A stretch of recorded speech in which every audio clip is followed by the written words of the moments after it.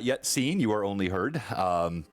Thanks for everyone that's already in the chat tonight. I see we have Patrick there. Manda, you guys were the early birds as always. Hello, Natasha. Toriano, you were in quite early tonight as well. And hello to you as well, lovely. I have two amazingly talented people here just waiting. They look so anxious. They're pushed. They're telling me to go live. They're sick and tired of being only in the Zoom. So sweating bullets. Yeah, Michael's a camera hog. He's always looking for the lights, and so he's very impatient with me not having him already in front of millions of people. So good to see everyone tonight. How's the audio sounding, everyone? These are the stylings of Adrian von Ziegler. I've mentioned him a couple of times. Talked with Ashlyn about him as well. He's got all kinds of free stuff. Don't let John intimidate you. Just tell him to hush. That's what Amanda does. She just tells me to shut up. So that always works. All right, good. Thank you very much, Amanda. And we'll give it just a few more seconds, and then we'll switch over here. Should be a fun discussion tonight. I've been looking forward to this, Michael.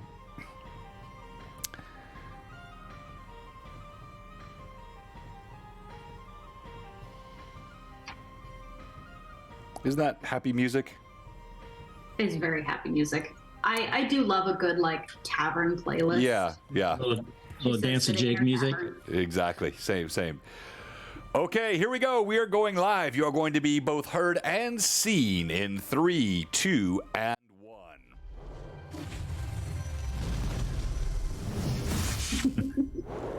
Welcome, everyone. Loremaster's Arcanum 109. Hard to believe we've done this many of these, but we think we've had a really good start to the year. We've had so many fun, entertaining, and helpful guests. No exception tonight. I am joined by the Michael, not Matt, Michael of Feralborn Trading. Michael is a newer friend to us here at Blue Box, and I've had a couple of conversations with him. Super talented guy. Many of you already know him. The man, he has something like 25,000 Instagram followers.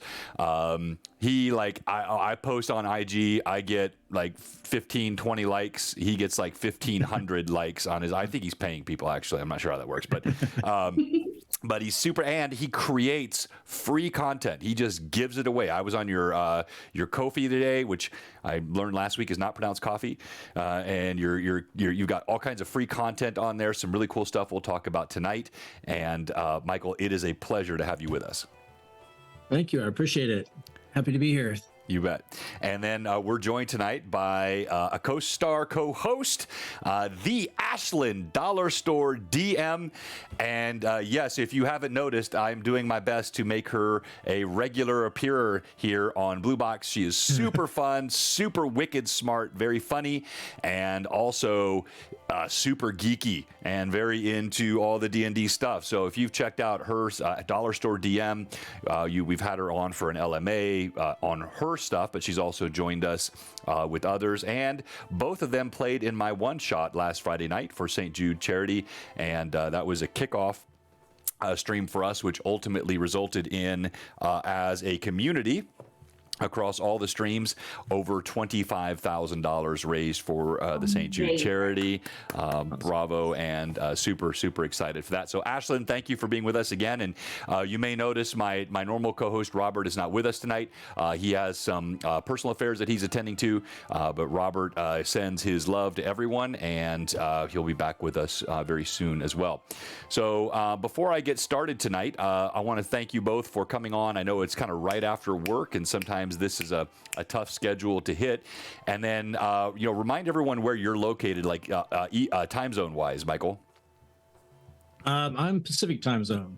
Yeah, so Southern California. Yeah, so he's 2 hours ahead or behind me, and so it's actually 3:30 his time right now. And same thing with Ashlyn. So they're both on. Yeah, we live like 30 minutes apart. Yeah, they're both on early in the middle of the day. So I think the best way to start off before we start talking D&D is I need to acknowledge what an awesomely nice guy Michael is. And you'll get the sense just talking to him today. He has a really good spirit. If you watched him in the one shot, he took Goran's failure like a champ. He played a dwarf on Friday night that literally went the entire 4.5-hour session and hit nothing, not one time. It was brutal, and he and also was essentially stripped of all that he loved dear. It was a rough night for Gordon. We'll talk about that. But beyond that, I'll tell you how I really knew that Michael. Hello, good to see everyone in the chat. Tim, thanks for popping in. Tim, I knew you would be in here tonight just because of what happened last night. And I think everyone I've seen, if you didn't watch last night's show and you're planning on watching it, this is a spoiler alert, so plug your ears. We had a total party kill last night on Greyhawk Awakening Book 2. This is my 3-year campaign. Book 2 is over 1 year, almost 1.5 years in. It was a brutal night last night. I think many of us involved who watched it and who played it are feeling a bit of a sort of a hangover today from that. It was rough. A long time coming. Gee, Tim, your sympathy, your empathy, and your kindness knows no bounds. Long time coming. But anyway, so here's my point: here's how I knew Michael was a nice guy. If you want to test someone's temperament. You missed the last hour and a half. Well, that's all right, Toriano. You could see where it was going. This man, if you want to test someone's temperament, call them by the wrong name for like 4 days. And it wasn't until I kept calling him Matt, and it wasn't until we actually posted this a couple of weeks ago to promote tonight's show. And we put, come join Matt of Feralborn Trading. And he almost sheepishly put in my Discord, John, I don't mean to contradict you, but just so you could, my name is Michael. I'm like, what? How did you let me go this long calling you by the wrong name? But apparently this is your shtick, right? Because Ashlyn, didn't you do the same thing? Yeah, and the same name. What? So I also called him Matt, but it was so obviously it looked like a Matt. There's something sus here. No, I think you're like initially introducing yourself as Matt, and then you're messing with people's heads by coming back several days later and saying your name is actually Michael. I think you're doing it on purpose. Well, as I said, that's also was my dad's name, so I can hold that as a junior. Be happy about it. There you go. Very cool. All right, well, let's jump into it tonight, and we're going to show. I'm going to switch here to some slideshows that'll be playing in the background. I did something special just for you tonight, Michael. I actually redid my entire layout for this shot with the slides because all of your work is square, and it's because it's all posted on Instagram, so it's going to best highlight everything that you do. So Ashlyn and you are now vertical instead of my normal horizontal layout. You must know what an honor that is. But I purposely didn't send any of the slides with mechanics on it, so I couldn't get busted on balance issues. Well, actually, that's okay because I have your Instagram up, and we're going to talk about those. But you have, I noticed you have some balance disclaimers on some of your Instagram posts, like, "Hey, these have not been fully played." What are you afraid? Like somebody's going to use it, kill a party, and then be mad at you? I always put the disclaimer out there because I'm trying to avoid the arguments with the DM of like, hey, here's my item. It says it does this. And I'm like, no. The DM has the ultimate right. And part of the fun of homebrew is, hey, we're throwing stuff out there and testing it. And I want to kind of push the boundaries a little bit and then pull them back, as opposed to making a +1 sword that, lights up in flame. That's kind of, everybody does that. But I want to push the boundaries a little bit and then let the DMs roll it back or scale up the encounters or do whatever they want to do based on, the party they're playing with. So. Yeah, no, I love that. And, I thought there was a really cool moment. You probably noticed this. And going back, I think I would change how I ruled. But on Friday night, there was a point at which the party had leveled down.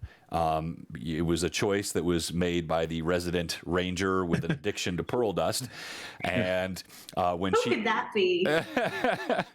Always choose chaos. When she Always choose chaos. So happens when the DM gets to be a player. Yeah, would the ABCs of D&D always be chaotic? Is that your message, Ashlyn? I'm usually not. I usually play the support. I'm usually with my home group, the moral compass. No, come on. You're pulling my leg now. I don't buy that at all. I'm a cleric main. Okay, all right. In a very different guise on Friday night, Ashlyn, who played Zara, chose to indulge her addiction at the expense of the rest of the party. So when everyone was leveled down, you had a spell that had already been in effect. And later on in the game, toward the end, it came up, hey, is that spell still in effect? And I said no, because you had leveled down and you could no longer cast those third level spells. I was questioned during this just very briefly by Richard Baker. If anyone's going to question you, it's okay to be questioned by Richard Baker, right? I mean, the man wrote half these rules. And I said, well, in my game, like if you level down, you can't cast that spell. You no longer have the power for that spell. Then that spell is no longer in effect. And did you watch Richard's response? I did, yeah. I mean, I was kind of on your side because I was also thinking about the timing of it. I was like, oh, probably an hour has passed already because we did have some downtime with timing, so it was like a non-issue for me. But it was interesting to see the interaction, see how his stance on it. Yeah, and what did you notice about his reaction, Ashlyn? Did you notice how? Oh, bless you. Did you notice how Richard responded when I stated kind of what I wanted as a DM? I don't know if you caught it. It was like a micro moment. He went. It was super quick. Yeah, he just went. Oh, got it. Okay. Yeah. He was like, okay, like right, meaning DM's table, DM's game, DM's rules. Even when you're the guy that wrote half the freaking rules, or a bunch of them anyway, you saw there was zero. Dude, no, I wrote this. And the interesting thing was, as I thought more about it, I should have adjudicated that differently because, and here's my reasoning for it, it was a divine spell, not an arcane spell. You know, the arcane spell, which implies the arcane-related power and in some places concentration for maintenance, should be very different than a blessing or an ordinance bestowed upon you by a divine entity. And I was thinking about that later that night. And I'm like, you know what? If your God gave that to you in answer to your prayer, to your spell, then the fact that you lost a level should not have removed that from you. Now, it would not have made any difference as to how abysmal Gorin was that evening on the whole. But I think actually I could have ruled it better. And the point is, even Richard Baker, creator of D&D, ceded very humbly to the DM rule at the table. In Gorin's defense, I felt his roles played into the small little personality trait that I wanted to capture for him. I think when you're playing in a one shot, like you always try to get, you don't have much time to do character building. So you try to pick one or two traits that you're going to be, the trait you're going to stick with. And mine was just going to be self-sacrifice. That's why I wanted to pick up that other feat. I wanted all his decisions to be, I'm going to try to take hits away from the party. I'm going to do everything I can to buff the party. And when I can, put myself in place of the attacks that are targeting them. So sorry, go ahead. Not rolling to hit that's my excuse for why I purposely missed, so that I could absorb more hits, I guess. Ashlyn, are you buying that? I just stole your luck. Right. Well, so I think what's interesting about that is when you selected that character, when you chose that trait, you had no idea what you would be facing in the one shot, where you were literally asked to, on behalf of the party, surrender, first your armor, then your weapon, and then the thing which in the backstory that I'd given you would be most important to you, your heritage, your crest, your family birthright.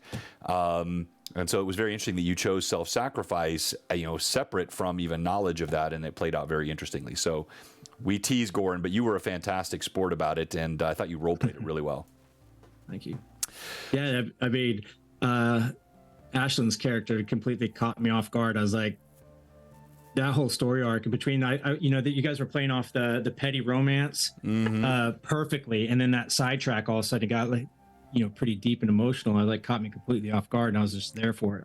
It threw me off guard too. I wasn't expecting it out of him, and then it happened. I was like, oh well, we're gonna play with that. Well, yeah, and I did I thought it was so much fun the way all that. But we'll switch to the main topic here. But I did want to recap a little bit. I thought it was so much fun the way that all played out between John Demongund and Ashlyn. They played the characters so perfectly. When I wrote that into the backstories, I could not have imagined how well the pettiness would be played between the two of them. But then the last thing I unexpected was the story arc to come back to Zara actually receiving him back into her arms, and really I'd kind of written it to the contrary, but I also told the players, play the character in any way that you want and drive this home. And he role played it really well. She role played it really well, and there were funny moments. You always have to be careful in this age and day and how things are done. But like when you guys were all in the darkness, and John said, I reach out, and do you remember how he said he reached out, Ashlyn? He said, I reach out about chest high, and John knew exactly, like what he was doing with his character in that moment. But that was just the kind of like funny stuff that was happening all through the game, and I thought the two of you guys played it awesomely. All right, so tell us about Feralborn. Specifically, tell us about Declan Feralborn and how you got started in D&D and the namesake for Feralborn Trading. I'll try to make it as short as possible because it's still kind of a long story. I got into Dungeons and Dragons initially because I moved from Iowa to Texas. My father got a job transfer in 5th grade. And just so happened that another kid had moved to the small town at the same time, who had already knew Dungeons and Dragons, had already played. And we just happened to be sitting next to each other in a social studies class, both awkward kids from, out of the state. And we just became fast friends and started talking about it. And then instantly that led to playing Dungeons and Dragons, me starting to read tons of R.A. Salvatore novels. This was like in the 2nd edition day. And for the first probably year that we played Dungeons and Dragons, it was just one-on-one. So we'd take turns who was going to be the DM. And then the closest bookstore to my hometown was like 45 minutes away. So we'd go to, it wasn't Barnes and Nobles back then. What was it? It was Walden Books. Walden Books. Yeah. My mom would take me up there shortly after. Part of that whole story was kind of convoluted. My parents got divorced shortly after we moved there, so my mom was a single mom, and she would just. How old were you at that time? 5th grade, going to 6th. Okay. Probably 6th grade by that time.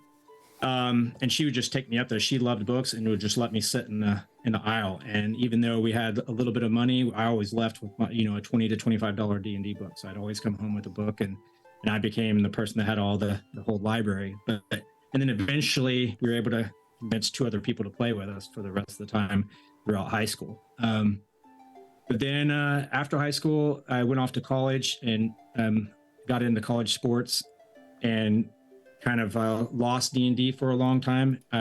Played some Shadowrun and some other games throughout that time, and dabbled in some other games, but wasn't as into it as I was when I was younger. And then about, I don't know, I guess it's been about 6 years ago now, my brother and I started talking about D&D again. He mentioned Critical Role, and I started listening to the podcast in my commute back and forth to work. And I was like, we need to do this again. And then when my first kid was born, I realized I couldn't go on as many trips that I used to go on. And I was like, we need to start adventuring again in fantasy if we can't do it in real life. So. That's funny. Yeah, I like that. I have a couple follow-up questions to that, but Ashlyn, anything you wanted to comment or say on that? I love the childhood wonder of it. And I'm so glad that having a kid of your own has brought you back into that. That's wonderful. No. Also, I have no idea what Walden Books is. Okay, how about B. Dalton? Do you know what B. Dalton is? Yeah, B. Dalton. All right. So Hastings. Is it because I'm a child or because I'm a SoCal girl? No, actually, these were. I was West Coast SoCal at that time. So they've closed. Okay. So these are stores that have shut down. So it was. If today you would think of if you have a Borders bookstore or anything it's same idea. These were old bookstore chains. That really don't. There might be a couple somewhere. I'm not sure, but they basically kind of went the way of the dodo bird. So, but it's very interesting, Michael. So we didn't talk about this when we spoke, but my upbringing in terms of just the broader themes of broken home and all that, very similar. But my thing was in the summer, my mom, who's a single working mom, she would drop me off of all places at the Phoenix Public Library in Phoenix, Arizona. And I, at that time I would have been, 9 years old, 10 years old, right around the same 4th, 5th grade. I would wander the library all day long. They had a chessboard that sat in one spot, and I would wait for these adults to walk by, and I'd be like, hey, mister, you want to play chess with me? And I would read all the books. And then downstairs, I'll never forget this, they had a little movie theater type thing downstairs, and they played the Hobbit cartoon, the old Hobbit cartoon, over and all day long. It was like live action painted over, like that. Weird, yeah.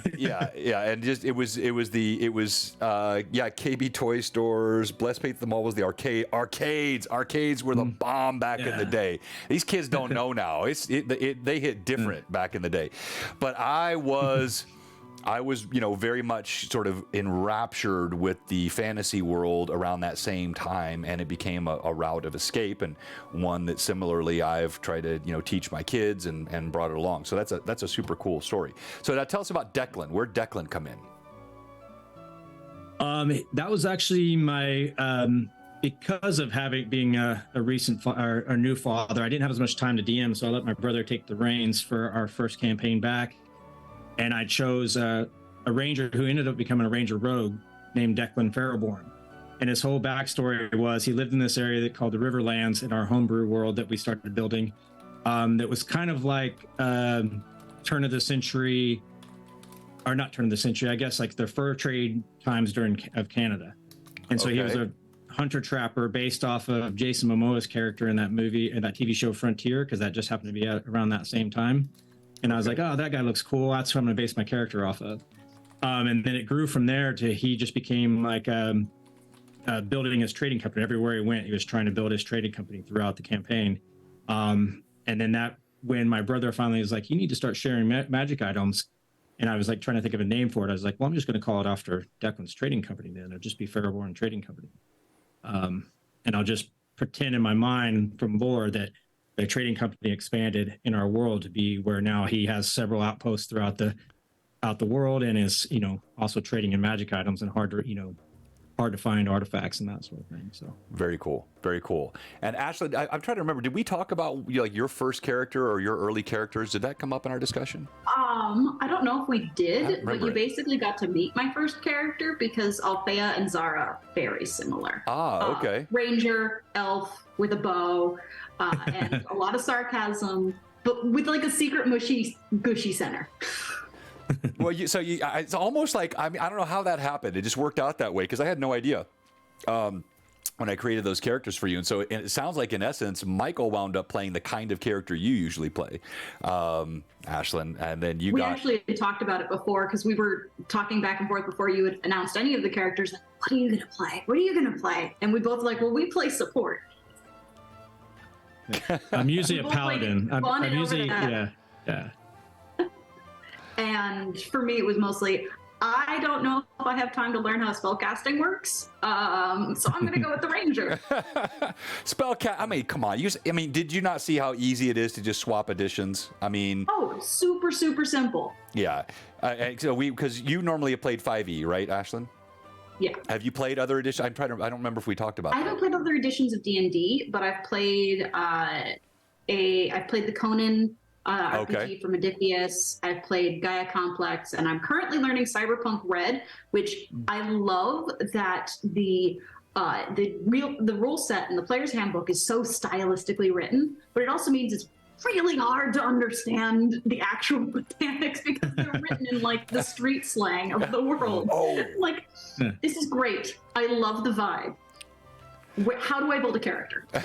Yeah, give me the bullet points. Like someone had to send me the Spark Notes version. No, I love that, and that's a whole other topic. Like things like street language, or in Tears of Arid, we have made extensive use of Thieves' Cant. Thomas, who plays Click, he and I talked about this with his character way back before the campaign started. We shared a document, and I've dived about this deep into it. He's about this deep into it. He's written songs in the cant, and we use it in the campaign. But yeah, if you don't know, that's awesome. Yeah, you're That's completely amazing. Oh, it's so much fun. He has a song, actually, the most recent song he wrote. We sang it on Sunday in the game. All the players joined in. It's in the free city of Altamira, which is Lord Kasamba's city, which is being put into a box set by Troll Lord Games. It will be released next year. Those songs and much of the lore from our Sunday game is going into that box set. So it's just been, that's awesome. That's so cool. Yeah, it's going to be really, really cool. But the point is different editions. And hey, thank you so much for the gift subs. Wayne, good to see you. Wayne, I haven't seen you in a couple of streams. I was thinking about you today. Thank you so much for joining us tonight. That's Damn Weirdo in the chat. And so, when we switch from like 5e to 3.5, it is, to me, such an easy thing to do. There can be some tweaks and things you need to make, and understanding certain differences. The short rest obviously hurts a lot if you're accustomed to that and you don't have it. But otherwise, the content's pretty easy.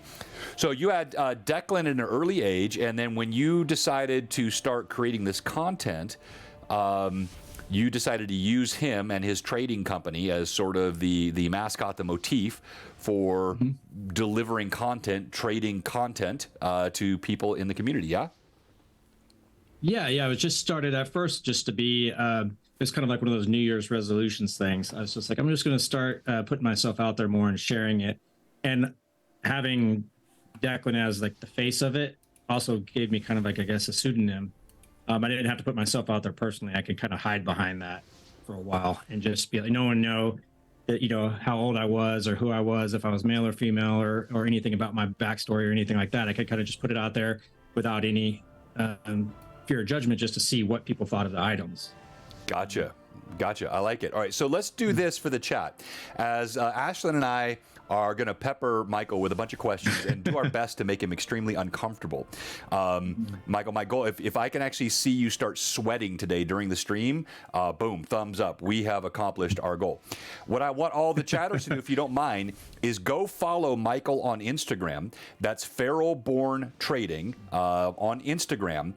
And I want you to look at his items on there. While you're in there, maybe give him a like or two. But more specifically, I would like you to pop some questions in the chat today about certain items, items that you like, or maybe items that you would like to ask Michael about. We've got the creator of many of these items here, and I thought that would be a fun way for the chat to be able to interact. Check out your Instagram and then ask Michael any questions that you might have. So, Ashley, I'm going to get my notepad out so I can start my errata right now, right? Yeah. Exactly. What's terrible? What did I miss? Oh my goodness, no way. Wow, so, man, I'm so sorry to hear that, Wayne. Golly. All right, well, best to the family, and, wow, that is terrible. It's like Robert Phantom said in our chat today, just tell the people around you love them, hug them. You just never know. You never know. All right, so, to the items that you create, I want to ask you about some of your favorite items, and we're looking at his Instagram page here. And so I actually used one of your items, kinda, in my stream last night. So, in effect, you were responsible for at least part of a TPK last night of a 1.5-year campaign. So, anyone that's on his Instagram page, do you recognize any of the items from his page as making a brief appearance in last night's Greyhawk Awakening? While we're waiting to see if anyone can answer that question, Michael, tell us about the process of creating an item. Where do you get your ideas from? A lot of it comes from playing, or DMing. As part of the game, certain situations come up, and you're like, "Oh, that would kind of be a cool thing for that character to have. That would fill a niche for this person," or that just kind of like sparks an idea. Like you'd be like, "In this situation, if I'm playing this character, it'd be really cool if he was able to do this or that," and then try to build an item off of that. Other things get inspired by pop culture. I like trying to take things from other genres and like twist them around and throw them in fantasy just for fun. A lot of the items, I would say, sometimes they were just thought exercises more than necessarily always continuing to be used as is in a game. So sometimes I'd just be throwing stuff out there because I was wanting to test out how to push a mechanic a certain way, or try to twist a mechanic or a class feature to do something different in the game, and then just kind of see how that worked out. That makes sense. No, and so you get inspiration from all those places. That's similarly when we had Ashlyn on, I was asking her questions about where she gets her inspiration, and she said it was just from following your Instagram. That's where she got all of her ideas. So yeah, basically, I have definitely taken a few. They are amazing. They've been peppered in throughout the world, and my players have a very good knack of not finding them. Yeah, isn't that the worst? Yeah, the cool thing, and the players don't even find it. So what would be an example of something you've used from Michael in one of your games, Ashlyn? Oh gosh, now I have to go back in. Well, while you're, a while ago. I'll give you a minute while you're thinking. So the answer to my question was answered by Pat66 in the chat. It was the sensory shroud. And you, to your point, kind of borrowing or ganking ideas from non-fantasy genres, you cite Foundation as the place. That, by the way, I watched. I don't know if has there been one season or two. I think there's. I think I've watched. I think just one. So okay, so I've watched the first season. Really interesting show. Based off of Isaac Asimov's work, and you have the shroud there is well done. So in the game last night, I had one of the Sisters of the Infernal Night, Sisters of Infernal Night, acronym SIN, who were part of the arch enemy serving the Pale Lords, which are associated with enemies that the chat doesn't even know who they are yet, put a sack over Anaho's head, which then immediately conformed to his head. Sensory shroud, couldn't see, couldn't hear, couldn't smell, couldn't anything. So you kind of borrowed it from that. I like the idea, but there's something else you have on this shot. You have a collar as well, which I thought was very interesting. So I guess that's keeping the hood on. Is that the idea? It is, but it's also the collar actually comes up in a different area of my personal campaign. I actually made a different setting. It's like an interdimensional debtor's prison, kind of like in a quasi-astral space ran by this person named the Broker. You're talking about the Rock. Yeah. And everybody on the Rock gets a collar. So I was kind of throwing those two things together at that point, where it's it basically is like a restrainment collar, similar to it's found in some movies, where it just kind of keeps your power level down a little bit so that you can't completely just muck about on the Rock. You have to kind of follow the rules in it. Yeah, and some other powers to it. Absolutely, and I liked what I saw of the Rock. That's part of the content that you offer up for free on your Ko-fi. Go ahead, Ashlyn. Were you gonna say something? Oh no, I found what I had. Oh, go ahead. Taken because I loved how it looked. The advisor's attendant. Oh. Yes. That one was just early ones. I love one that's entirely its whole purpose is RP, versus like a lot of magic items are this is how you would use it in combat. I love the ones that are very much focused in how you could use this in a cool way to push forward story. So that one really stuck out to me as something super subtle that an NPC could be wearing, or that my players who are chaotic and like to start shit like rebellions in cities they don't live in. And having that very, very subtly just right there. Yeah. No, it's a super cool item, and I missed it earlier. Thank you so much, Cannibal, for the gift subs. I missed that earlier, and thank you for the raid. We were just raided by the Master of Dungeons. Man, it's great to meet you, Master of Dungeons, and thank you so much for the folks. I think we see a couple of you first-time chatters popping in as well.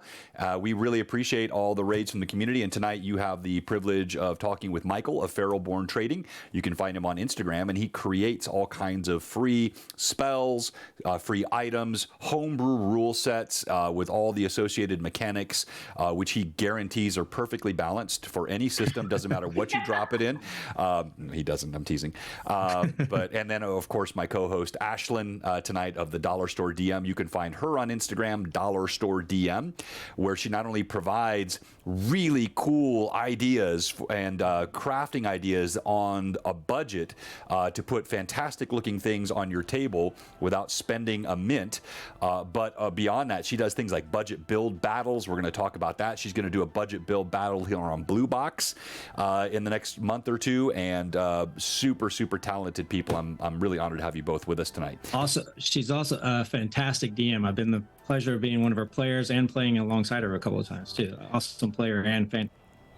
She really is. Like, I watched one of her, it was a reel, I think, on Instagram, and it was she's standing up, she's commanding the table, she's telling the story, the narrative was fantastic. I have a really long table, and I always have my DM screen. I have an inability to sit down. Like, no, well, you know what? I have to say. Go ahead. I was gonna say, I have to say real quick. The first time, or the game we played together, or actually that you DM'd, you never really know how DM style. And I remember with my paladin, I got a really strong hit on the character, and I kind of was like half-hearted, explained it, and then you ran with it and were like so graphic with it, and I was like, all right, I like this. Yeah. Like the flavor she put into it was like so gory and graphic. I was like, which is okay, I don't have to hold back anymore. Honestly, that's one of the first things like I connected with Ashlyn, because I don't like my D&D. Okay, you hit 6 points of damage. Okay. All right, yeah, 3 points, bludgeoning damage. I mean, and look, I get it. People who play that way, I'm not throwing shade. I'm really not. I'm just saying my preference, my style is descriptive. If I'm in combat, I want to know where that hit was. I want to feel something visceral about it. I want to see blood spray against the wall. Oh yeah. Yeah. See, that's why. That's even a miss. A miss needs to. I like to have it like those are impactful as well. Yeah, or describe the miss. Yeah. Why did I miss? You know, did it deflect off a shield? Last night there was a point at which one of them tried to stab a priest or the nun, and she had an invisible field which turned the dagger away. Or like, does your axe clash against the wall and sparks fly everywhere? These things, I think, make the combat more fun. And one of the things that I have always been big on, and I've seen this in your games, Ashlyn, is role play does not stop in combat. Role play is a part of combat, and that should always be, that's critical at Blue Box here. So I'm sorry, we're kind of off track, but yeah. very like cinematic. It's like that high fantasy, but grounded in a realism, as if your character was really there. It's like, I think, the perfect balance. No, exactly. For the games I like it. Yeah. Okay, so we have a question from the chat. What is the favorite item you have created so far? And we could do favorite in terms of maybe when you created it, you thought, oh man, this is freaking cool. Or maybe once you actually played it at your table, you loved it, or you got feedback from somebody else. What comes to mind? Favorite would be hard, but early on, I made an item that was it was super simple, but all it is two paired necklaces that when they're separated, they just slightly pull in the direction of the other. And the reason why I liked that was because it was super simple. You could almost give it out as a trinket at first level. If you only had one, if you had two, there's creative uses you could use for it. But if you only had one, maybe that's pointing you somewhere else that the DM could use as part of the story. What were those called? I think soulbound necklaces, I believe. I'm looking here on your... It was like really old. Very far down. They're right above the eared one that I had found. So I can probably find it actually. I see it. I got it right here. Okay, so is it this? No, it's the Ring of Synchronous Effect. There they were. They're right above the little Hellboy gauntlet. Nope. Okay, got it. Spellbound necklaces. All right, and so the thought behind these again is they draw toward one another for what's the purpose in the game. Yeah, just super simple, almost like a magnetic pull. No matter where you are, they draw towards the other's location.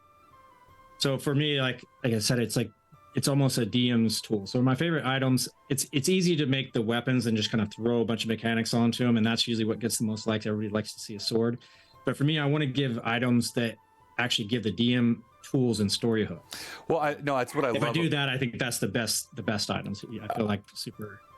Agreed. And so basically what you're saying is this is like a D&D version of a parent's like, putting an air tag on their kids, right? I mean, they can, exactly. So the comment came up earlier about the artwork. I'm looking at here at the symbiotic glove. That is wicked looking. So first of all, tell us what the symbiotic glove does. This is one that I kind of want to go back and rework some of the mechanics, because I had the idea. It's really similar to like a Venom type, pulling from comics. Something that can give you the ability to extend your melee range, basically. Okay. But I kind of want to go back and rework some of the mechanics on this. So this is another old one too that I had no idea what it was going to do, but I knew what I wanted to draw. And so you do this art, you draw this. I drew it first and then tried to figure out what I wanted it to do after the fact. Got it. And so is all the artwork that we're looking at on your Instagram drawn by your own hand? It is. Mm-hmm. That's amazing. Okay. Is it okay if I hate you a little bit? It looks so good. It's awesome. I talked to some of the other creators because I don't consider myself an artist. I just want to get something up there just good enough to convey what I want it to look like, or at least convey the mechanics or inspire like the mechanics of the item. So, well, I hope my face is conveying the fact that that's a whole. You're an artist.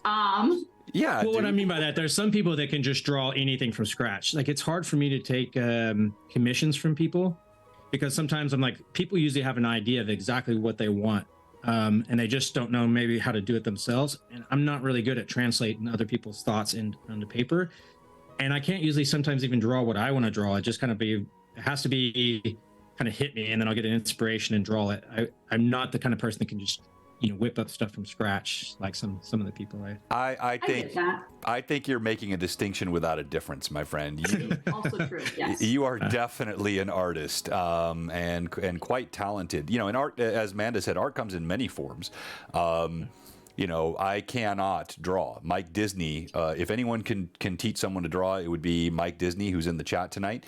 And he tried to convince me. He gave me all kinds of, positive self-talk. And the reality is that even he winced when he got to the end of our stream and saw what I had created with his efforts. So I recommend. Sorry, go ahead. Oh, even in our game, I think was it Pat Draws that I'm not sure who forgive me, but I don't know who did the fan art, but somebody just whipped up the Gorham fan, naked fan art in like a span of like 5 minutes. There's no way I could do that. It wouldn't happen that fast. Yeah, that was Pat Draws. We have some super talented artists here in the community. Pat Draws is one of the most consistent. He pops things in very quickly, and it's always very creative. And he's got perfect timing, Pat. And he's got a fantastic sense of humor too, which is always good. So it's not just art. It's art, and it's almost always got a twist that you don't think about when you do it, and then he makes you regret not thinking about it. It's very.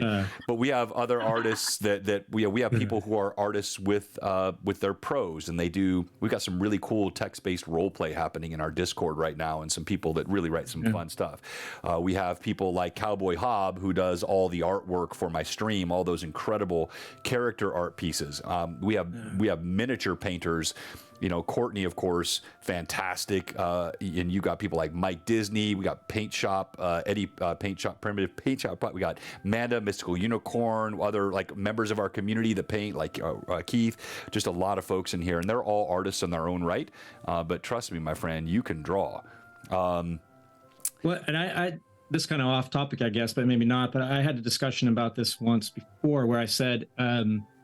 To me, and this is part of my draw to homebrew, but I think it's the same thing for train creators or painters or anybody that does something adjacent to the hobby. I always thought, and I guess it's not fair to say D&D because it's like, lumping it with D&D, but I always thought to me that's part of playing the game. So as a person, sitting at the table and playing is part of playing the game, but also doing the homebrew on the side or creating terrain or painting the miniatures, that's also part of playing the game when you're not actually at the table. So for me, like sometimes that homebrew is an outlet. If my group can't meet for a month, then I can go and create stuff, and I still feel like I'm contributing to the hobby. Well, yeah, I love that, and I don't know about for you, Ashlyn, but for me, like especially when I didn't have a full-time job, it's a little tougher now. But when I didn't have a full-time job, sometimes thinking about the game and planning for the game was as much fun as playing the game. Mm-hmm. Oh yeah, I spent 9 months in a notebook writing my current campaign. It is a child. That's how I feel about world building. I always fall back if I have nothing else going on with any games, current games. I always just fall back to just adding more stuff to my personal world. Nice. Now, do you have like a crazy They'll person? never see the light of day, probably. But do you have like a crazy person like spreadsheet of all the ideas as they hit you, like while you're driving, and you can't write them down at that moment, or like how do you keep track of all these ideas? Yeah, try not to crash or be that person while you're typing into your notes on your phone. So. All right, so we're gonna do a quick aside here, and we're gonna come back. We got a great question in here, but I got a couple things. I wish I had more time. This is I'm really enjoying this conversation. I want another hour with both of you. So this is part 1 of 2. Sorry. You've been drafted. You have no choice. You are coming back at some point. We're going to do a quick aside to Ashlyn. We're going to ask her a couple of questions about gaming from the old days, and we're going to expose how young she is. But before we do that, I want to give you a sense of what I'm tortured with by members of the community. I mentioned Pat a moment ago, Pat Draws. And you might remember I briefly made the comment that he gets, when he's on stream, he'll draw up super cool art and he'll just pop it in quickly into our Discord. And he pops in the chat and says, yes, that's what my wife says I do all the time. And then he said, he wants to know how you prefer your anti-magic steaks cooked, Matt. As rare as possible.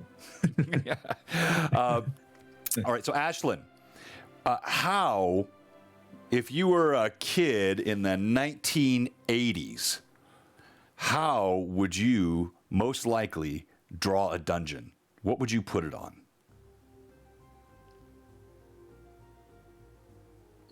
Paper's changed since the 80s? You're on the right track.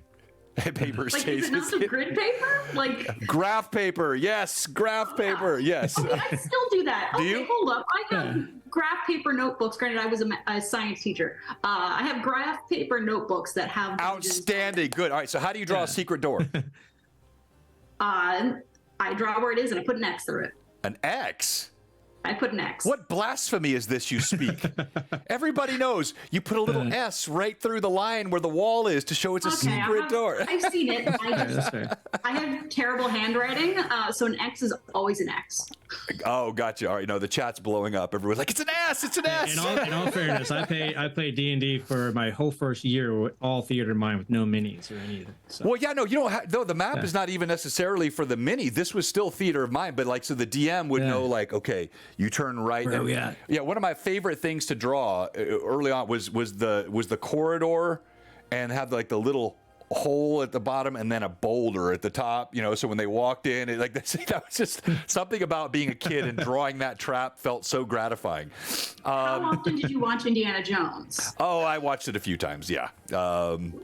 But and so any of those things were super fun. And back in the old days, we did have, so if you go to the old Dragon magazines, Ashlyn, I'll pull one up.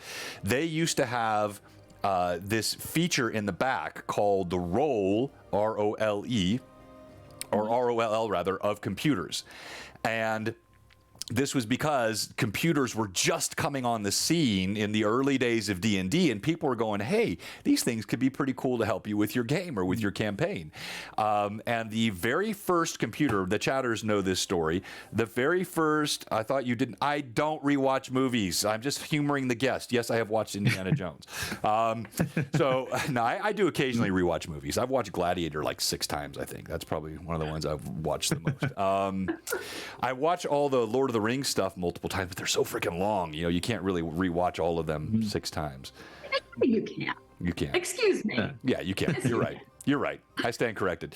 So I lost my train of thought. So computers. So Ashlyn, my very first computer, I had one of the first home computers that you could own.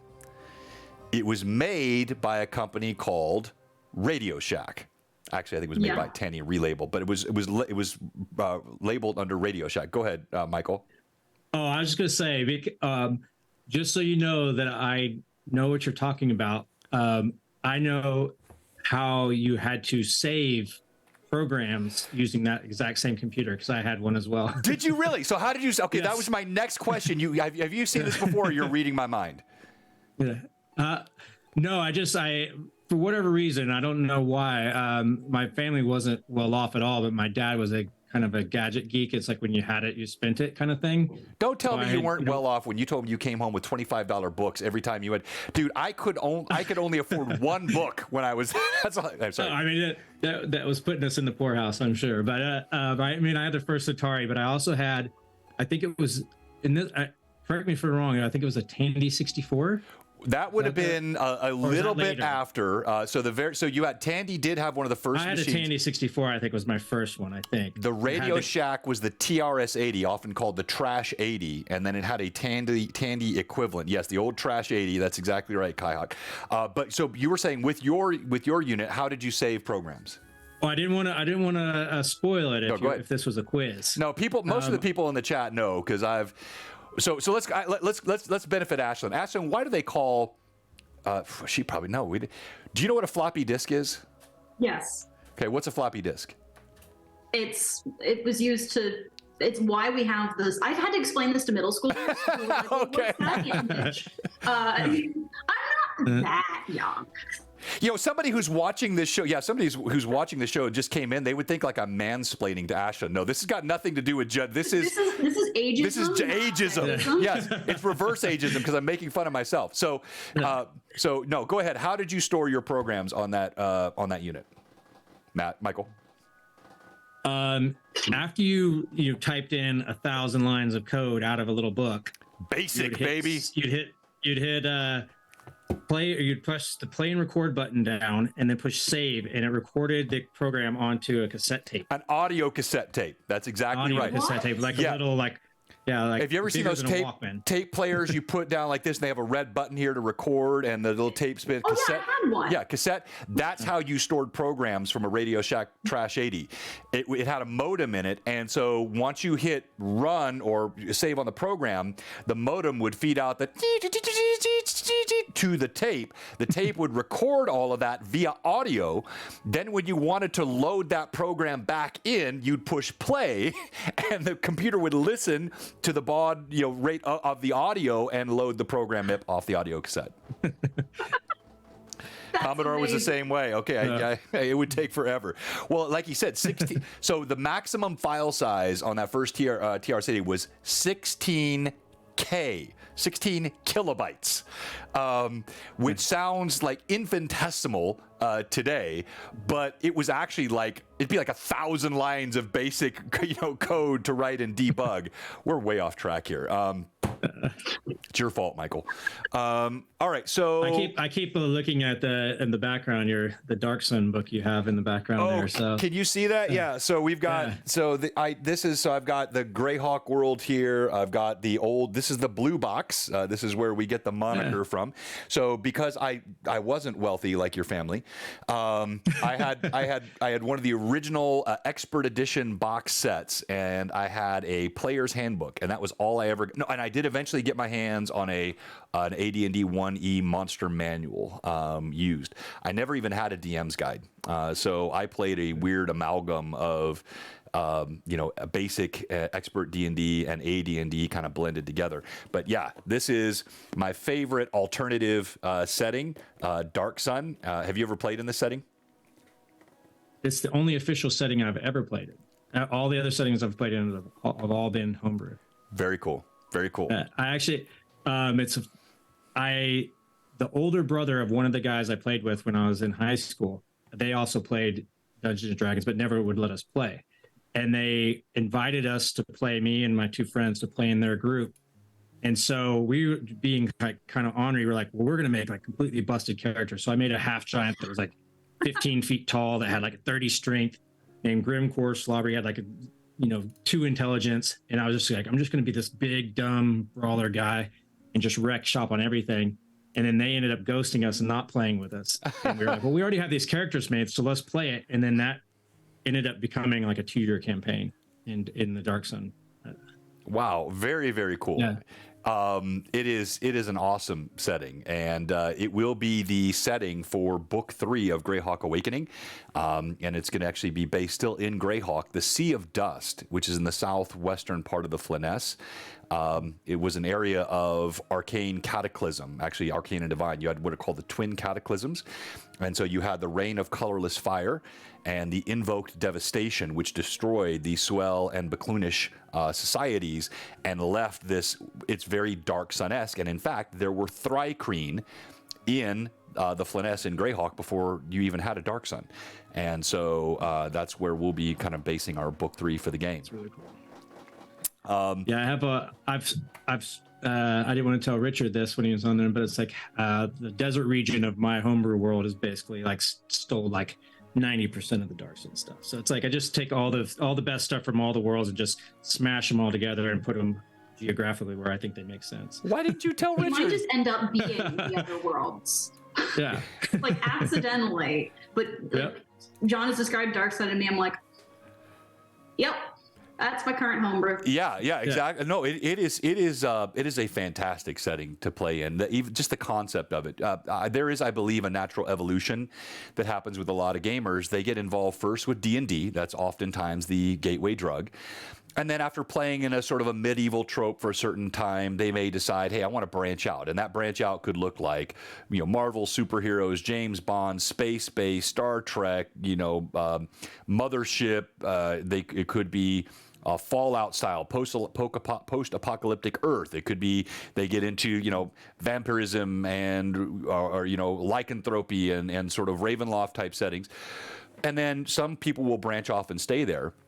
Many will eventually come back to, I have always come back to that standard fantasy, trope rooted in things like, Game of Thrones, The Lord of the Rings. This style, to me, just something about it speaks to my imagination. But the post-apocalyptic version of that, which is sort of, that to me goes right with it. It feels like it's just the other side of the same coin. It is. Because it's an expansion of the lore that you've already created. The world that you have been playing in now becomes the lore that your players are learning. Exactly. I kind of took that to the extreme too. That's kind of why I fell into Shadowrun after for a little while too, because it's like, oh, this is basically, that's not how they ended up there, but you could have made it that way if you wanted to play it a little differently. But they're basically a fantasy world in smashed with cyberpunk. So it's like you have dwarfs and trolls but cybernetics and in a modern. Exactly. Yeah. So we have a question in chat. And by the way, you all heard it here first. Michael and Ashlyn both gave the stamp of approval to Dark Sun and the Flyness, so I'm going to go ahead and do it. Now, we have the question here. Do you have anything that has to be destroyed in certain ways, and how do you come up with that? I always found that interesting. That was from Patrick Fraley 17. Anything that has to be destroyed in certain ways. Yeah, so I think the idea, vis-a-vis the One Ring has to be dropped in Mordor. Yeah. You have like items that can only be destroyed in one manner. What's a ditto bug? I haven't seen this one. I don't know if I've actually used that yet. I like that a lot. I've closest I think I've come to that, and it's not destroyed, but I like alternative ways of charging items. It's kind of dodging the question a little bit, but instead of just making it, charge after a long rest or charge at dawn, I like to do charge at dusk, or you have to dip the weapon in seawater, or you have to do something different in order, one of your party members has to sacrifice a death save in order for you to get a charge in your item or something like that. I'm sorry, what is this death save you speak of? Sorry, move on. For us 5e people that are elevated. No, just kidding. Oh, so you're a huge fan of OGL 1.1? Is that right? No, actually. I was about to. Sorry, The that's a game is low so blow. different I from shouldn't standard do that. 5e that I was just like, I was going to plow on forward anyway. And just ignore it, Yeah, keep going. no, I saw your open D&D post. I thought it was well worded. I think most of that seems to have blown over. Sorry, hello, is it like I think that? so. Is it? Yeah. So all right, so good. Keep the questions coming, chat. And yes, Barry, Shadowrun is a fantastic setting. I love the Shadowrun setting. While we're getting some questions in the chat, I want to move over and look at a very cool thing you created and have on your Ko-fi. But Ashlyn, let me come back to you. Any questions or things you'd like to comment on with Michael from all that we've talked about here? And one of the reasons I also love having Ashlyn as a co-host is I've done this with her before. I can throw a, hey, what do you think about this? And she almost never gives me that blank stare. Ashlyn, she will talk on a dime. So now I put the pressure on you. Ashlyn, go ahead. Well, you were talking about like I'm gonna drag you back into the question because, and I have a very specific reason. This is something that I've also been currently struggling with because the podcast that I'm DMing for, there is something that will need to be destroyed in a specific way, and it's going to be very plot significant. So I might pick your brain on that a little more off stream. But I like it. I like also the idea of like pushing forward things that wouldn't normally be able to be done, like, do multiple people have to cast a 9th level spell at the same time directed at something, or does it have to be during a certain phase of the moon, or a certain solstice or something like that? I love it. And I just had a fantastic idea. I'm excited. Well, I'm sorry. Did I just say my own idea was fantastic? That sounds really narcissistic. I think it's a really good idea. Still say that. no, be excited about your ideas. Confidence in the Be idea. excited about being an artist. There you go. Thank you. So we've already talked, like Ashlyn and I are going to do a budget build battle blue box style where we're going to pick a day. We're going to let everybody in chat know probably at least a week in advance what the item is that we're going to be crafting. Everyone will have the opportunity then to go to the dollar store or someplace, get the components. So Ashlyn will give a list of components. And then we're going to come together and we're all going to build something along with Ashlyn. Now, we can put twists on it. People can have their own unique little elements to it. It doesn't have to be identical. And we're going to do it live on stream, and then we're going to post it in the Discord so everybody can see the pictures of what you created and make it very interactive. Well, I don't know if you saw what I did last week. You probably didn't get a chance to catch this, Ashlyn, but I had Manda, Mystical Unicorn, painting on, and we had her painting live while I was painting live. And I'd never done this before, but I brought my entire Discord channel chat in through the Twitch stream. And so people were able to jump into my Discord and chat with us live on the Twitch stream while it made it very, very interactive. We can do that with your budget build battle.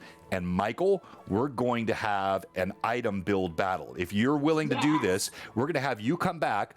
We'll pick a day and we'll set parameters. So it doesn't have to have items or things that you go buy, but you're going to walk us through the steps of here's what you think about when you create. Maybe you pick a certain kind of item, or what kind of effect does it have, or so you give us the parameters.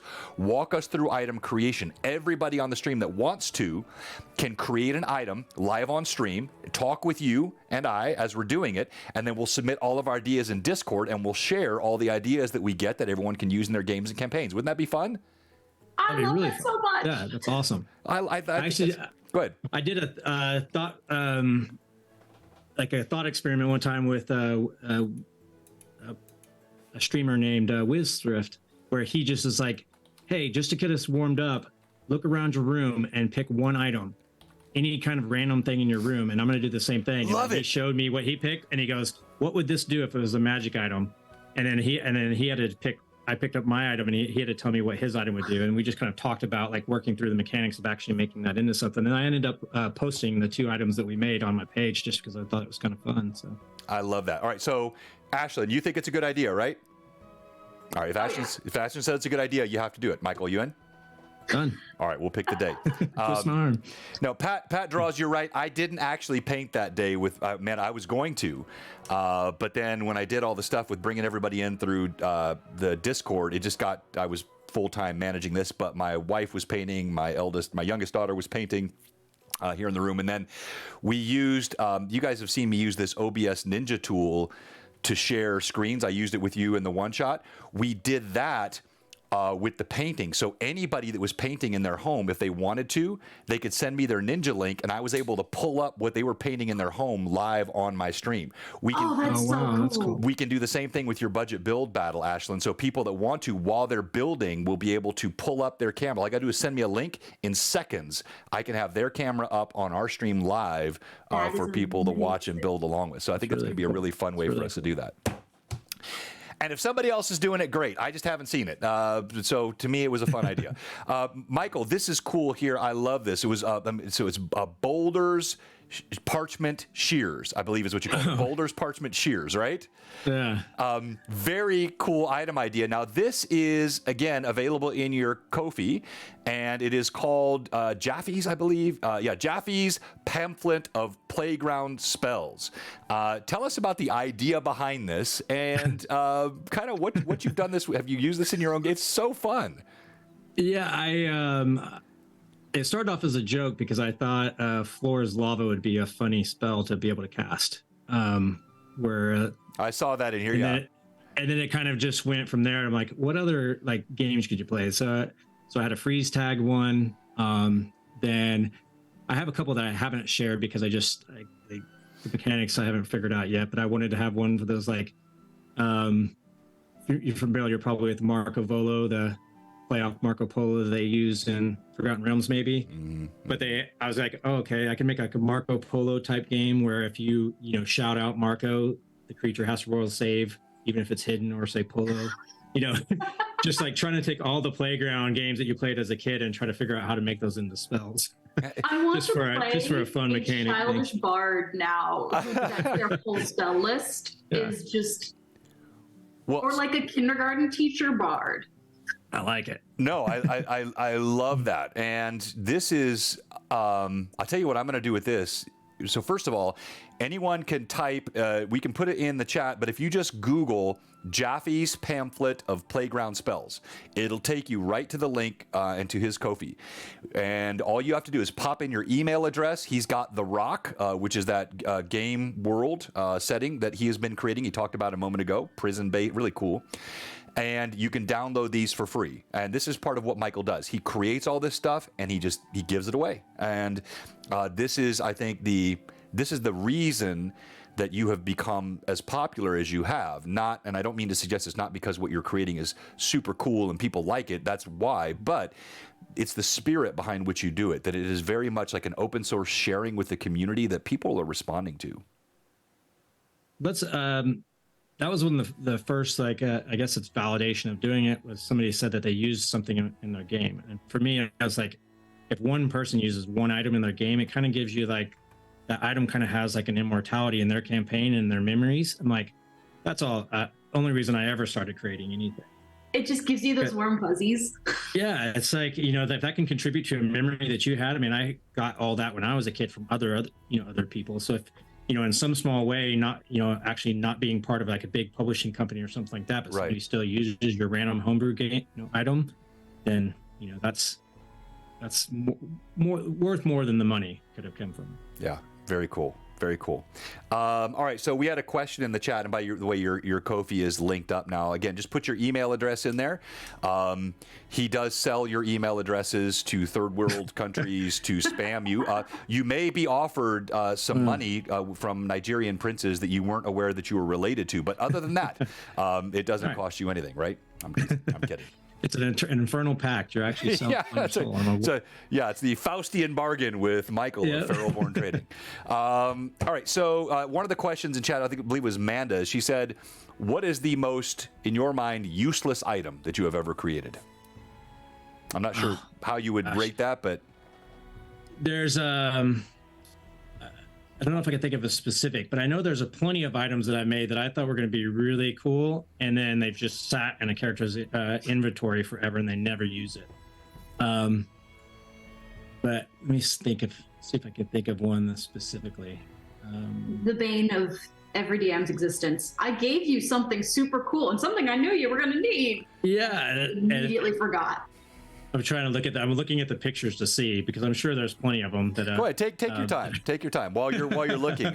My most useless item was a glitter bomb John mini. No, it is not useless. It is. He's going to say that, and then I'm not going to be able to find that stupid thing. I just had it here a minute ago.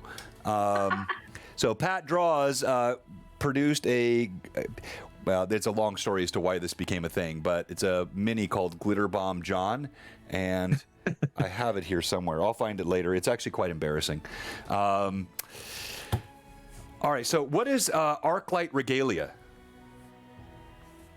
This was actually the little emblem in the bottom on the picture there is for Dice Cream. He contacted me. Him and I met kind of early on before he got really big and started doing a lot more streams and stuff. But he had a campaign where he had a druid that he wanted to have like some kind of Dr. Octopus type abilities.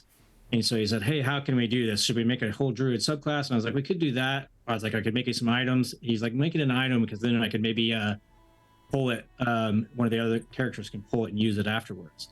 And so we kind of started talking about it, and I drew up the little figure with the vine Dr. Octopus kind of look to it, and then just started pasting mechanics to it, and then went from there to give it making a combination set where you could have a mask and a spear, so this big bad in his campaign could have all these items. And we did that for a few things, and that was one of the things I like to do a lot, is like collaborations with any streamers. Like, if you have an idea for something, then let's make something together. It'd be really cool. I get a kick out of just seeing it on stream and seeing people's reactions to it. And it's just kind of a mutual beneficial kind of like exchange there, a collaboration, which is really fun. I still kind of want to revisit that, because I think it would be a good plant-based druid, 5e druid, similar to how the Astro Monks works with having the extended arms. You could have the reach, and instead of being plant-based, and use your wild shape to turn into that instead of an animal would be really cool. No, very cool. Very cool. All right. How do you keep an item, so this goes back to your balance question earlier, from being too overpowered? Do you play test it or just create it and hope for the best? A little bit of both. I like to throw my items onto the meat grinder that is Reddit, and let people just completely destroy it. And then if I can't defend it, then I have to fix it, kind of thing. And actually I've found people get mixed results on there, but I've actually found like the community of small people that respond to my stuff actually been super friendly and helpful. I usually try to kill anybody else with kindness. If they come back with some negativity or just say something's broken without any explanation, I just brush it off, and it kills it pretty quick. So. Well, I think a lot of times too, you just tap into certain veins inside of any of these platforms. If you get inside the right sort of channel, you'll get mostly good stuff and mostly well-intentioned people. But you tap into the wrong channel, the wrong vein, and you can just get, it can be bad. I mean, Twitter can be the same way. But I will say too, I'm very, very guilty of overloading all my items with every idea that I happen to have at the time. And then knowing that it's like, oh, this actually does things that maybe 3 items could do separately, but I have this great idea and I want to throw it out there and share it to people. So I'm just going to lump it on there and maybe wall it behind a level. Make the item have to progress based on, you can't use this until you have a proficiency bonus of X, so that it comes on later in the campaign. Awakened. Right, exactly. When I've done my homebrew creation, and I don't do a ton of it, but when I do my homebrew items, I say that I actually do pretty much every campaign I have homebrew stuff I create. I like to use that mechanism. So the most recent example, I've done this previously. Halcyon was a sentient axe that was found by the, plug your ears if you didn't watch last night, recently deceased Rizia. It's a hard time saying that. And he is a powerful, he has the ability to be an artifact, Halcyon does. He's fully sentient. The concept was that whereas evil wizards that want immortality become liches, this was a good wizard who wanted immortality, imbued his sentience into an item. There were some complications, but it has gemstones which are slotted inside the handle, and so it levels up in power as you add those stones to it. So that gives the mechanic component. Player can find something that they bond to, becomes something over time, which perhaps has the power of the artifact, but the mechanism allows it to level up, so you're not giving them something with artifact power at 3rd level, as an example. Right. And I don't know about y'all, but I as a player and a DM, I like those kind of items. I like the items that grow with the character and become as much as part of the character's persona as anything in their backstory. But not getting, you don't want to give them, obviously, like you said, a fully awakened artifact at first level, but to see it grow over time and become so much part of the story. I mean, I personally, as a player, I've turned down magic items that might have been, beneficial for my character because it didn't fit my persona, or doesn't, I didn't want to give away my sword that has this history to me, even though this one's a +1 or has like all these cool features. I wanted something that was part of my character, not something that just mechanically, superior. No, agreed. I think all good role players want that. Ashlyn, go ahead. You were going to say something? Oh yeah, same sort of thing. I love the weapons that are going to evolve, because I don't like giving it's not that I don't like giving my players magic items. It's just oftentimes it's kind of shoehorned in there unless there's a reason that this magic item is here. Like they took down one of the players' rivals who was an archaeologist. So she's got a vault that's got a bunch of things, and they've now turned her house into their compound through dubious means and deception and murder. Not necessarily bad people. It was a mess. We have a murder hobo counter over there, and that one got a 0. Since last murder. It's like the Grand Theft Auto stars. Like how many stars you get. Like... Yeah, that's a whole thing. But the main thing is, in the basement there was a vault, and the vault had different magic items. They literally last session were like, well, we never get magic items. I'm like, yes, you do. They're in the vault of the house that you had for a year. Yes. That brings it. Oh, go ahead. I'm sorry. No, please. You go ahead, Michael. I was just going to say that brings up a good point too. Is making magic items to share online is way different, I think, than even the items I would necessarily make from my own campaign. When you're in a long campaign with a group of people, you kind of like pick up on things maybe they've said over time to like, oh, I need to give them this mechanic. And you can sometimes give them mechanics, like if you're playing a 2 or 3 year campaign, you can give them an item that completely steps on the toes of like some other class, because no one in this game is playing that class. Like if you're just like, I completely want to rip the mechanic off of that cleric subclass and just stick it on an item and give it to this person, so I think it'd be really cool for them to have that in the campaign.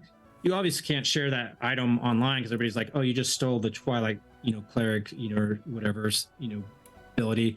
But if you give that to a character in your campaign that doesn't have that cleric, then all of a sudden that's a novel item and a really cool item for that specific person. Absolutely.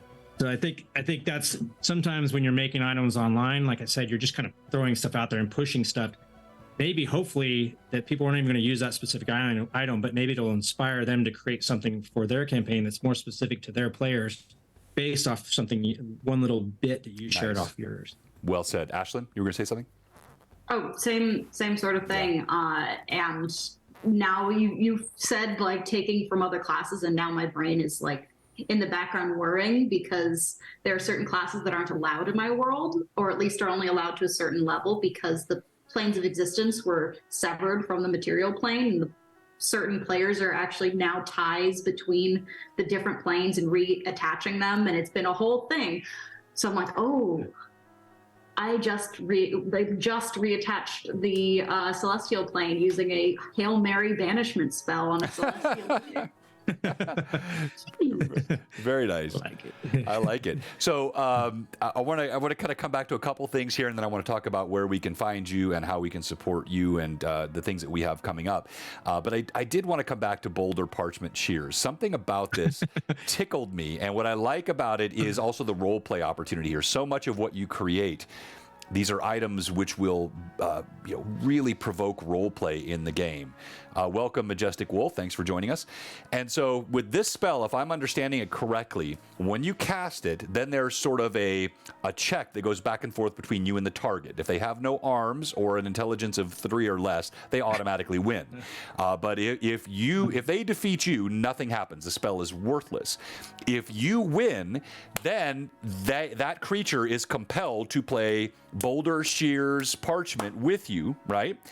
And depending on if you win, what you win with actually changes the spell effect. So if it's the boulder, the creature takes 48 force damage and has to make a strength check or be knocked down. If it's parchment, the hand makes a flat shape and covers the eyes of the creature so they're blinded, silenced, and deafened until the beginning of the next turn. Or if it's shears, 2 fingers extend and make a cutting motion. They take 2d6 slash damage, and the hand casts Dispel Magic at 3rd level, snipping the threads of the arcane. I love that concept. So freaking cool. These are the little nuances that make a spell, obviously this is a little bit hokey, but it's got a purpose to it. And then the role play would be fun. Knock the hoke. No, don't knock the hoke. The caveat to this, because after I said, I like high fantasy grounded in like gritty realism, and then we're talking about boulder parchment shears. But Jaffe is actually a character, and he comes up in The Rock as like your guide, who is the quintessential like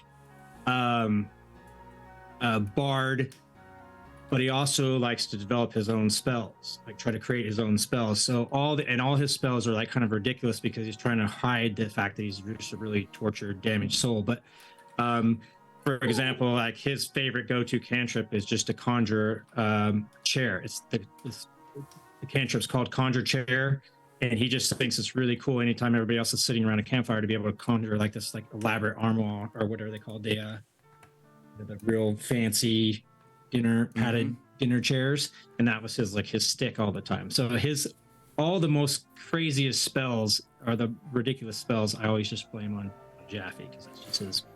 Well, I like that, and what I was thinking earlier, I've talked with the Mad Chatters in the community about doing a streamed game with kids from the community. So do something with like probably 8 to 12-year-old kids or something like that, where we would play a fantasy game, D&D like, and stream it, and I would run that game for them.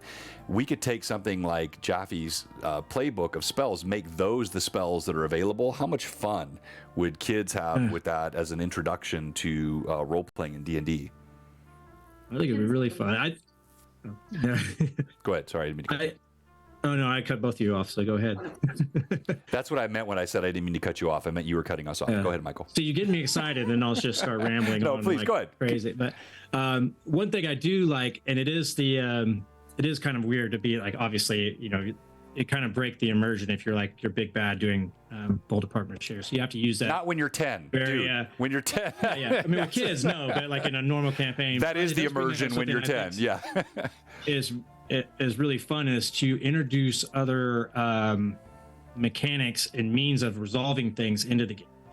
So like if you have a warlock that's a luck patron, maybe having an ability where you flip a coin and once a day, and if you get heads, if you call it right, you succeed. It's like basically like getting a natural 20 or something, or bringing in things, flipping around the mechanics to bring in other, like drawing cards or other things like that are adjacent to the dice, but can resolve certain things in the game. To me, I think are also fun.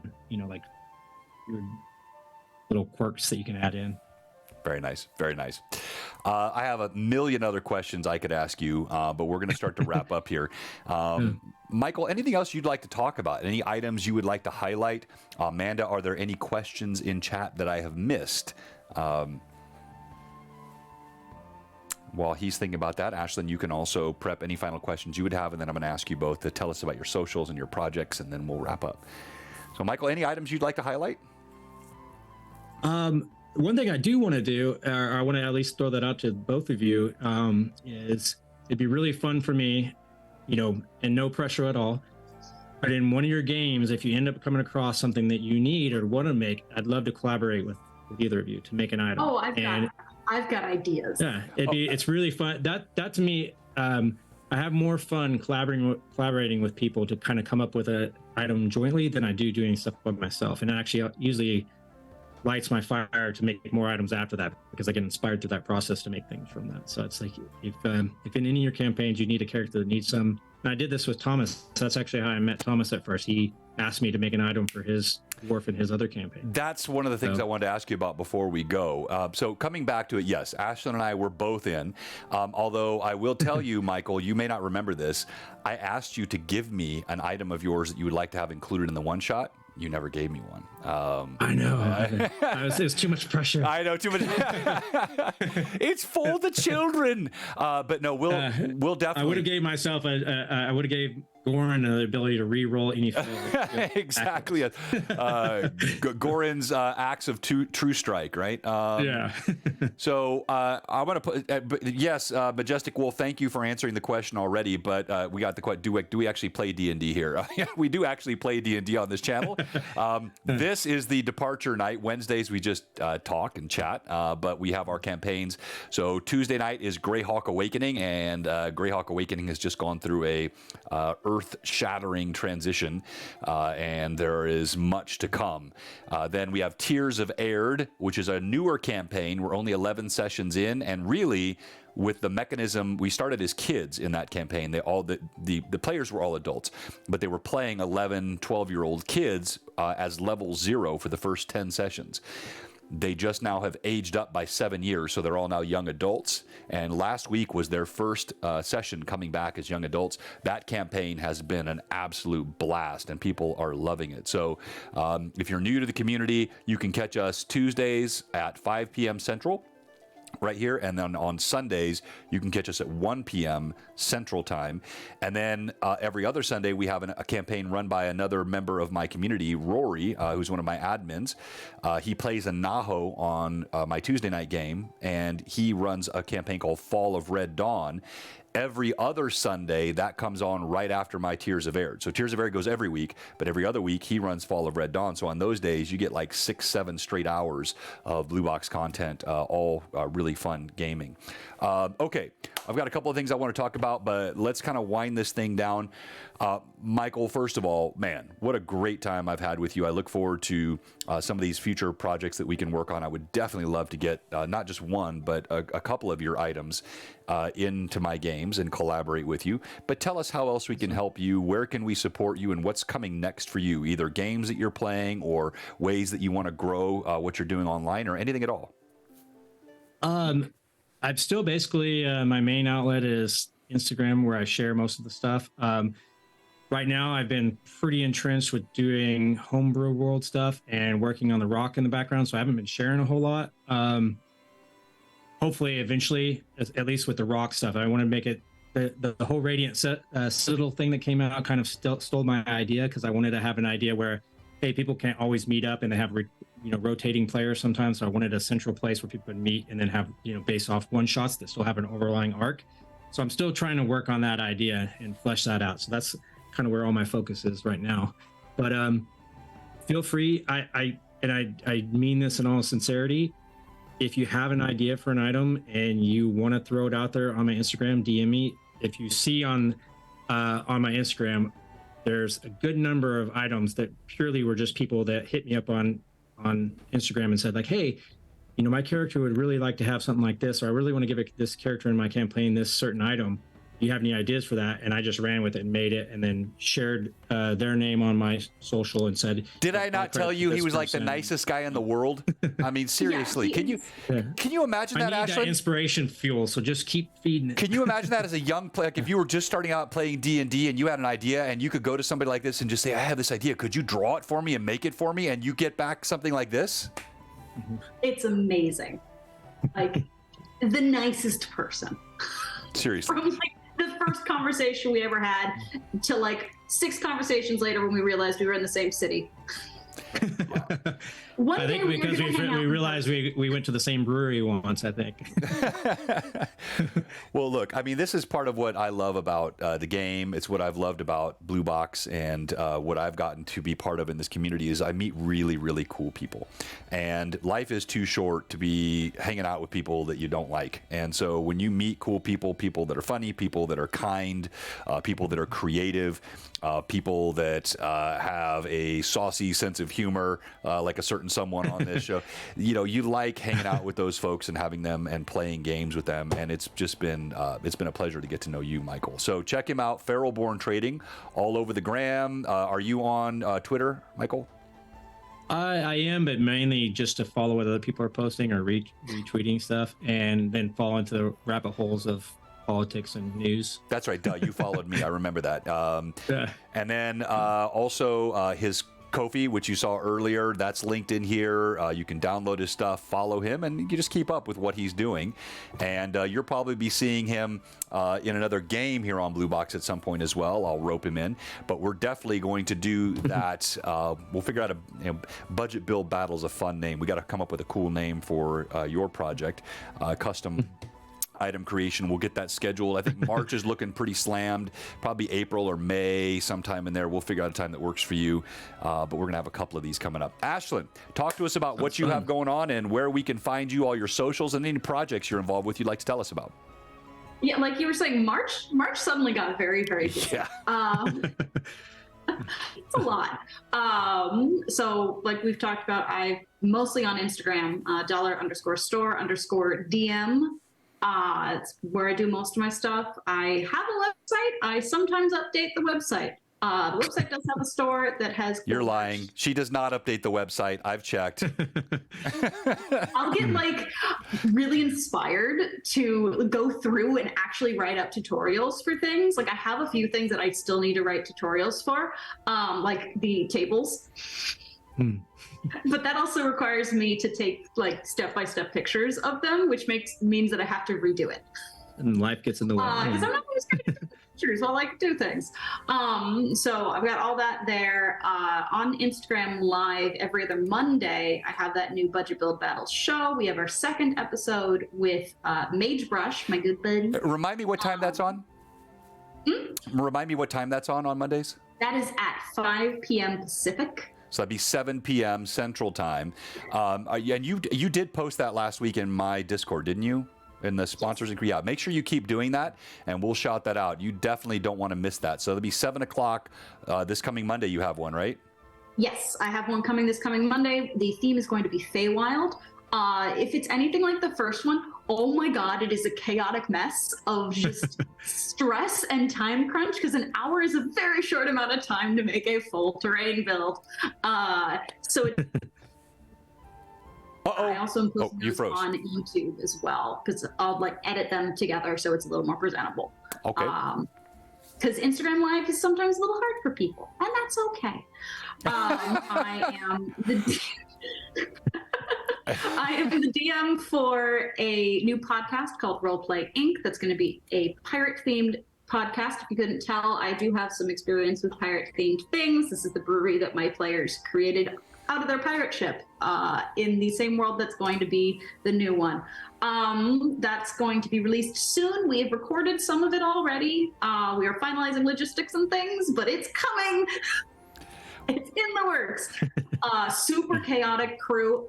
Oh my God, the chemistry with these players is amazing. Oh, isn't that the best? I mean, D&D is all about the chemistry within the group and the players. God. That is makes the game. Absolutely does. Ashlyn, Amanda, don't let me forget. If you can do this, if you know how, go ahead and you can do it. If not, just remind me.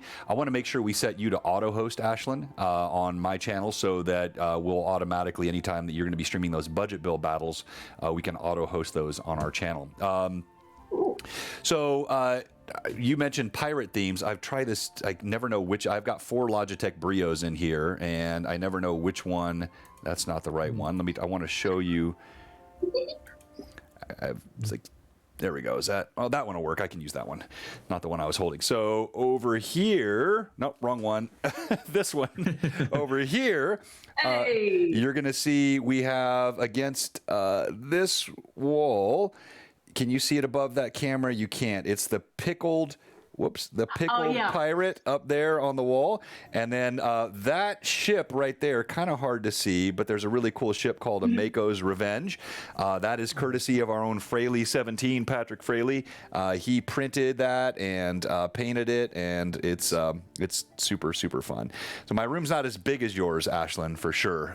In fact, when people see it live, they're like, how do you do everything in that room? It's, but I have like foundation walls on all sides. There's nothing I can do to to expand it. So I make the best of what I can.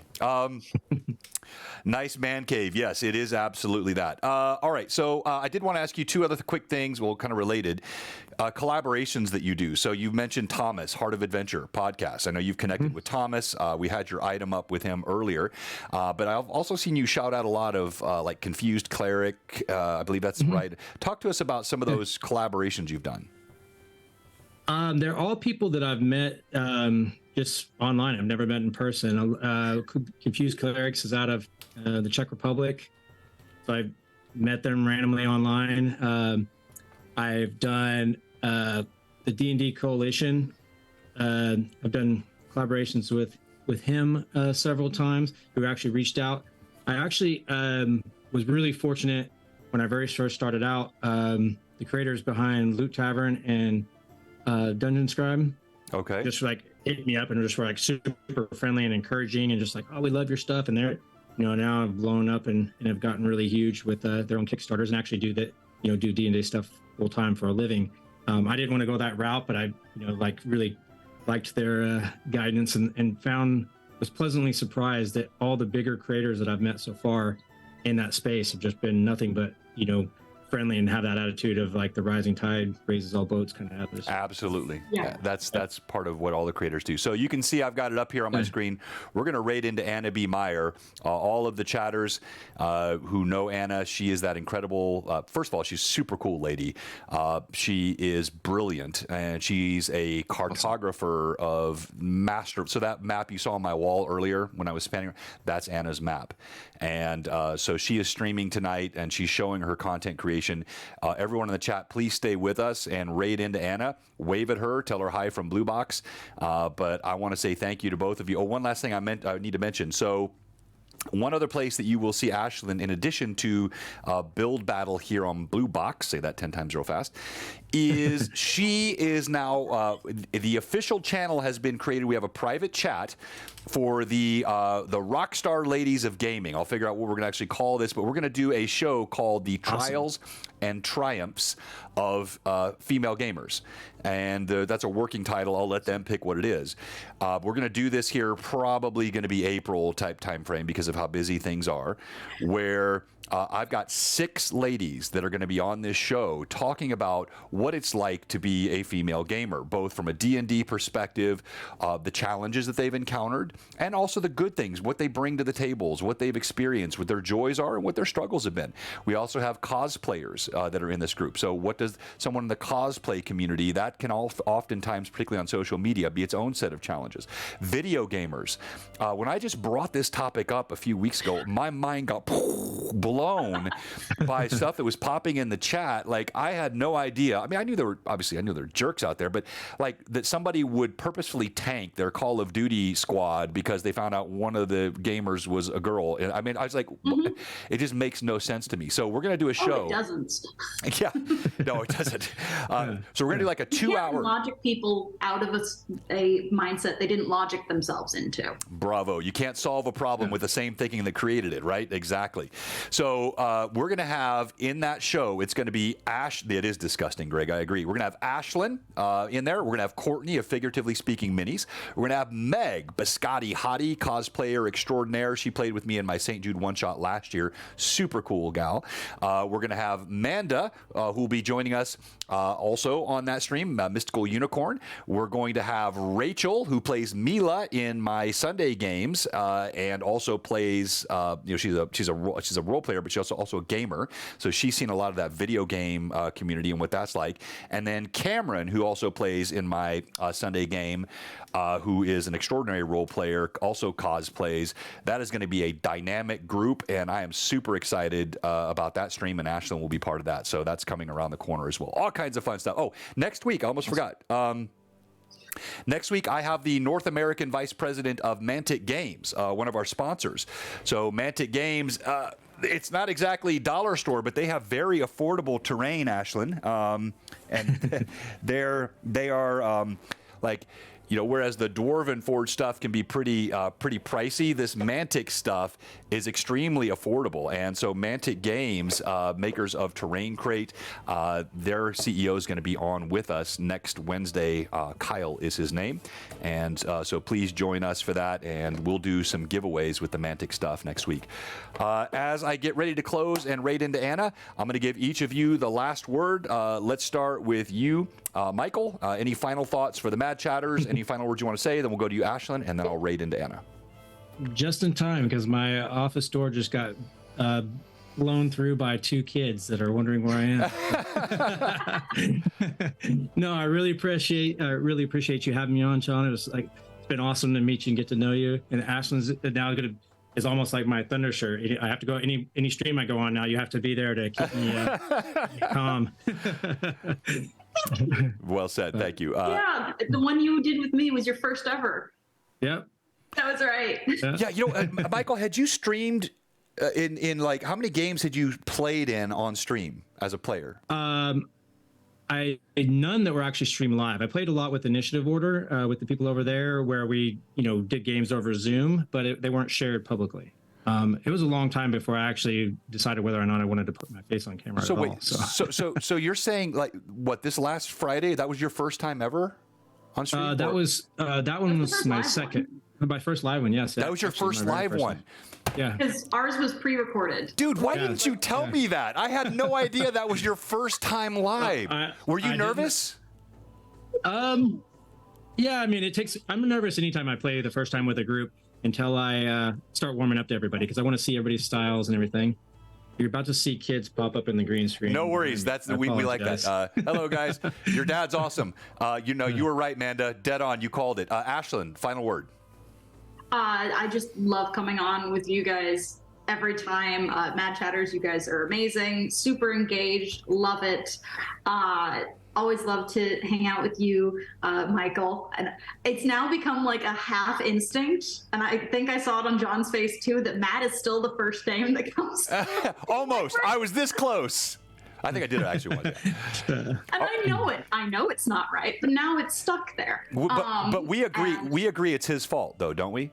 Yeah, obviously. Yeah. Well, we're also people that play in fantasy worlds. It can't be us. Yeah, we're also all people that play in fantasy worlds with thousands and thousands of NPCs and character names floating around our heads. So I'm always going to be very lenient on any names getting messed up. So, Michael, thank you. It's been an absolute pleasure. Thank you, Ashlyn. Thank you.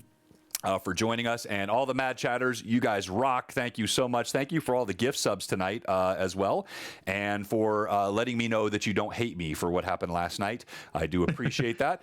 Please say hi to Anna and support her over there. Follow that channel if you're not following. You talk about somebody who creates quality content for the community. Anna B. Meyer, absolutely amazing. Here we go. Blue Box rating now. Signing out. Everybody have a great night. Wait, you're missing something. What? Oh, wait. See? Look, I knew I had you on here for some... Ashlyn, ask the question. Well, if you have been watching and like what you see, but you haven't followed yet, or if you've been following, but you haven't subscribed, or if you've let your subscription lapse. No. I've got one question for you. What are you doing? Bravo, Ashlyn! You saved me tonight. Well done.